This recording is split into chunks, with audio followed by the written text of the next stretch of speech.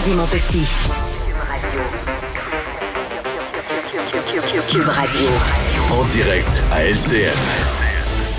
14h15, moment de notre rendez-vous avec Marie Montpetit, conjoint dans les studios de Cube. Bonjour Marie. Salut Marianne. Marc-André Gagnon du Journal de Québec a appris qui va être le candidat du Parti québécois pour la partielle dans Jean Talon. Mais avant d'en parler, Marie, on va écouter ce qu'a mis en ligne le parti pour mousser son annonce. Go, go, go!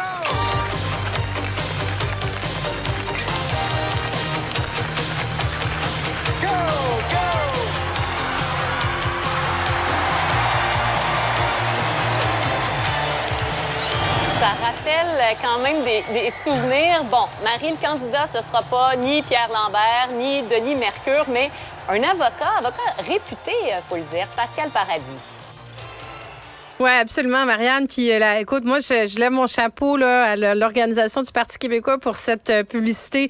C'est le fun, c'est formidable. C'est un beau petit clin d'œil à l'ancien compte. Puis c'est un beau signal aussi qu'ils envoient de dire, nous, on est prêts à gagner, on a le couteau entre les dents, puis on y va pour la victoire. T'sais. Donc, ils envoient ça aussi comme signal aux électeurs, mais aussi aux autres partis. Donc, oui, effectivement, Monsieur Paradis, qui est un avocat de la région de Québec, qui notamment a fondé Avocats sans frontières, là, qui est une organisation internationale.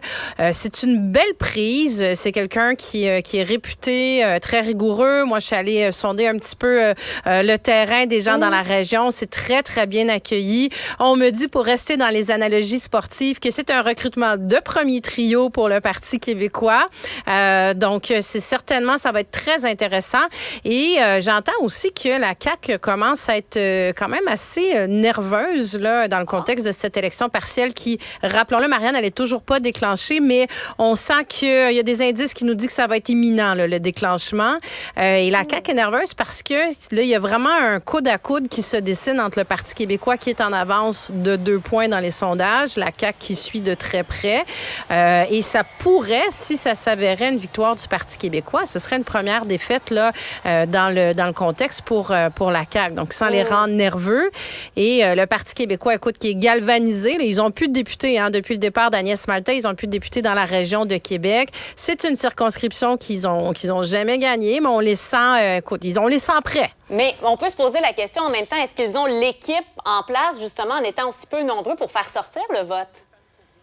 Ben, Paul Saint-Pierre Plamondon a vraiment activé les troupes. Le financement est au rendez-vous. On voit que c'est le parti qui reçoit le plus de financement. Là, et ça se confirme mois après mois.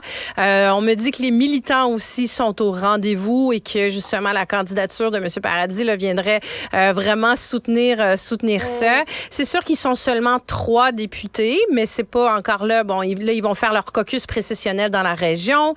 Ils sont très près, mais bon, c'est pas gagné d'avance. Là. Il y a encore beaucoup de travail à faire certainement sur le terrain, mais ça va être une élection très intéressante à suivre. Là. Absolument.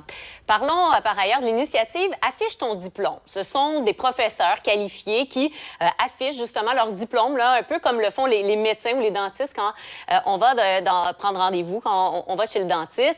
Bon, on comprend que ce qu'on veut faire, c'est mettre de l'avant leur expertise, mais est-ce que ça peut pas aussi être dévalorisant pour les collègues qui n'ont pas de diplôme en enseignement, mais qui sont essentiels aussi à ce moment-ci?